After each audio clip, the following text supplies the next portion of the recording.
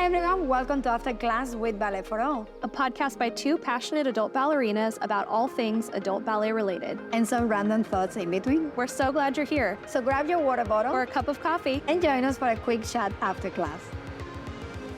Hi Hannah. Hi, Elena. How are you?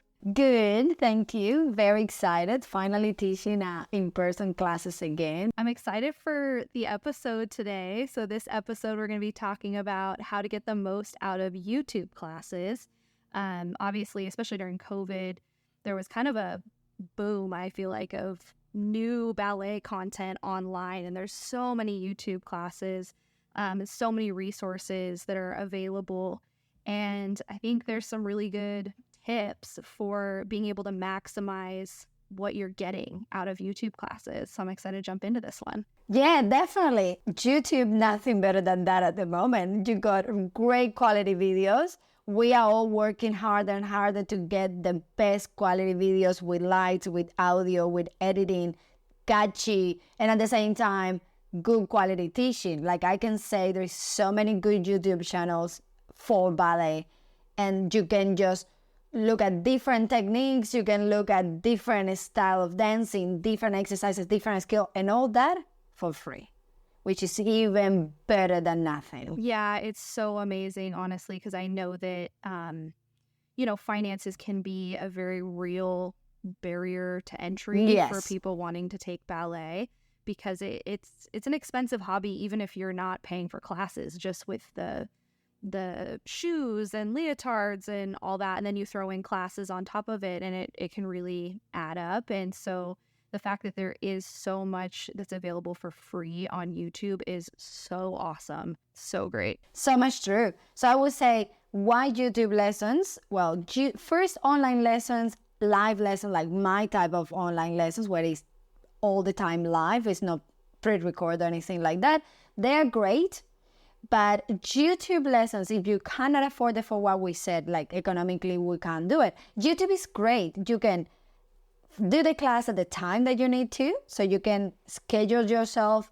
The YouTube lessons are pretty well organized. They are most of the time like the teacher explains the class, they play the music, and then you reproduce the entire exercise. That's pretty awesome. And you have what we said, access to so many different channels, so many different styles. So you have plenty of options in the internet for doing some ballet. So take that a step forward. Start today with YouTube. Why not? Yeah, and I think it's also, YouTube is a great place to start if you're a beginner and you're feeling nervous about the class experience and you're feeling a little intimidated about walking into a studio or even joining a live Zoom class. YouTube classes are a great way to start familiarizing yourself with just the general flow of ballet classes, because there is, structure to ballet, like starting with pliés and then tendus and dégagés. There's a flow of classes, and you can really get familiar with how classes build and with kind of the foundational steps of ballet classes through YouTube. So if you're feeling a little bit nervous about jumping in to in-person classes, I would say start with taking some YouTube classes just to get familiar. Exactly. Now, if you already started classes and you are already a little bit more advanced, like let's say Hannah already been doing lessons for close to 2 years, at least with me, close to 2 years. Why do you keep going back to YouTube? If you have in-person classes, you have my live classes, why do you keep going back to YouTube? Maybe to focusing on a specific skill that you would like to learn. Isn't that right, Hannah? Yeah, I love using YouTube classes for that reason. I take class Monday through Thursday most weeks, and my goal is usually to do one other day of the week where I just do a YouTube class where I focus on working on the one thing that I felt like I was struggling with during the week. Obviously, when you're in a live class or you're in an in-person class, your focus really needs to be on what's being taught in the moment, memorizing the choreography, doing that. But the great thing with YouTube classes is, I think at least for me, it gives me the ability to pick that one thing that I really want to be working on without as much pressure of, messing up the choreography or having to think about everything else going on in the room. And so I think no matter how long you've been dancing, YouTube classes are a great way to implement the things that you're learning in your live or in-person classes. Yeah, that's awesome. Like, for instance, let's say that you want to learn to do pirouettes. You've been in class, your teacher's already correcting you enough. You come back to my online lessons, I keep correcting you. But you are still on group classes, or you are still like, yes, it's personalized, but you haven't had the time to stop, breathe, go step by step of what is in a pirouette. Well, then you go to my YouTube lessons where I have one specific video for doing pirouettes from 5th position. I have another video from 4th position. I have another video, just the basic of YouTube. And you actually can go to YouTube and focus just on that. Yeah, the ability to pause the video and rewind the video is such a great part of YouTube. I think it's a great way. I know one of the things I've heard people say, and I remember this, and it's still something I work on, that's really challenging when you're starting off with ballet is learning how to memorize choreography, because a lot of times it is a part of our brain that we might not really be using in daily life, is that memorization part. And it is a skill. It's like I heard someone explain it one time as a muscle, that it's the ability to memorize is a muscle that you have to work and strengthen to be able to, you know, hear something and retain it. And I also find that YouTube classes are great for challenging yourself to be better at memorizing choreography, because again, you're taking out some of the other stressors that come along with a live class or an in-person class, and you're able to pause and rewind the video to, if you need to hear it again, you can do that. You know, you can pause the video, rewind, hear the combination repeated, and really focus on taking it in and challenging your memory. And then also, you know, when you're actually doing it, when you're following along with the music, kind of challenging yourself to not look at the screen the whole time while you're doing the combinations, that you're starting to train your brain to be able to memorize choreography without having to watch someone. That was something I really focused on during COVID when I was trying to really get more serious about ballet, was using YouTube videos as a way to get better about picking up choreography and memorizing it. And so I think it's a great tool because, like you said, you have that ability to pause, rewind, and kind of go at your own pace. Yeah, and I think another way to use YouTube as well would be, okay, you go back, you focus on a specific skill. Another way would be challenging yourself. Your teacher did today, I don't know, tombe piqué pirouette, which is called the lame duck. You're like, oh my God, I never done that. You go to Google, you find the lame duck, you go on the internet and you go and Google. The step is called this, is done like that, other school call it another way. Let's see if I can learn by myself first how to do it. And then you go back to classes like, I forgot teacher to mention, I never done that step, but I went into YouTube, I kind of did it a little bit. Is this correct? And then you get feedback. Your teacher's like, oh, wow, you're actually paying attention. You never done it. You asked me how to do it. You Google by yourself. You challenge yourself to improve or get it better, like learn a new skills. Sometimes I do the same ballet class and I look at it from a different perspective.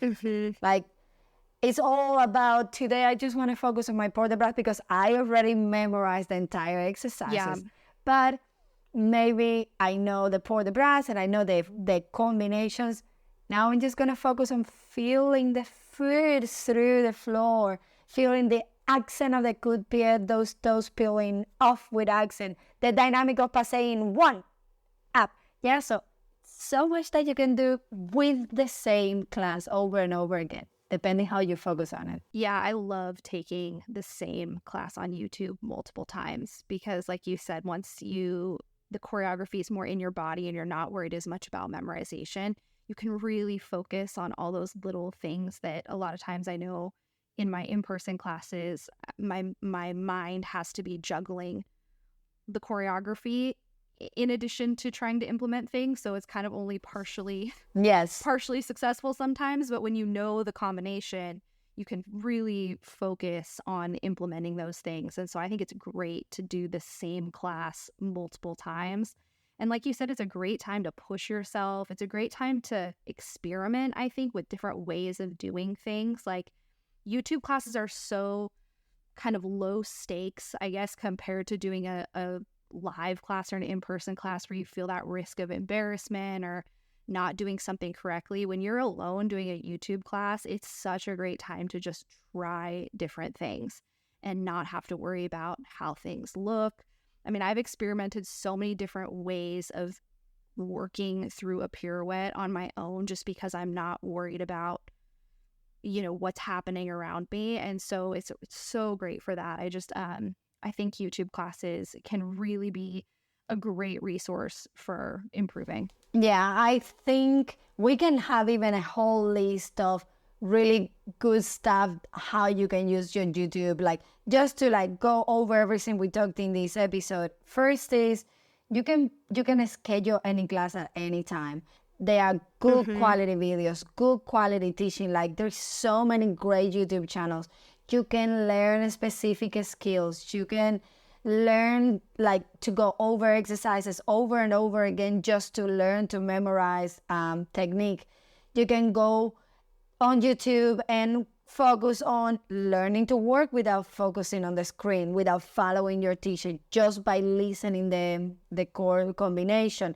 You can use the mirror to focus a little bit more on like, okay, that's what my teacher meant by elbows up. Okay. You can focus on really articulating through the floor. You can focus in the same class with so many different angles. Like, I think it's just go for it. Go for YouTube lessons. Give it a try. Write down what are you going to focus in this class today. Like, go for it. Try. Give it a chance.